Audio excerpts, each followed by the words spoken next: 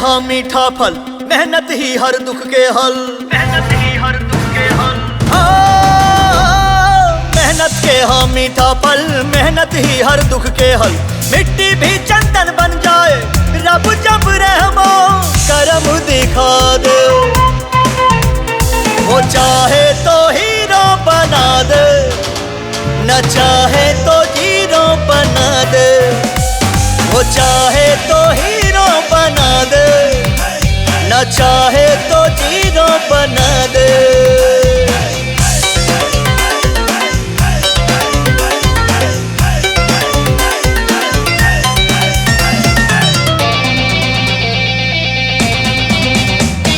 समय रहे अनुकूल तरेती में भी बगीचा लहराला। हार के बदरा आसमान से चांद भी बहरा आ जाला। चांद भी बहरा आ जाला, आ जाला। समय रहे अनुकूल तरेती में भी बगीचा लहराला। हार के बदरा आसमान से चांद भी बहरा आ जाला।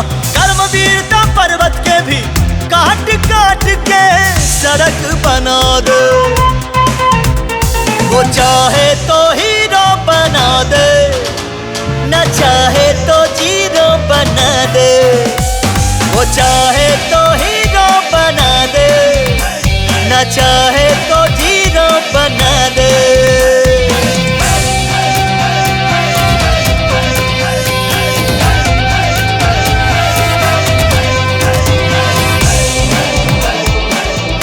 अरे भैया, इतना गाना वाना सुनेला आप लोग। एगो हमरे भाई के कैसेट आयला गाना के बहुत अच्छा गावेला।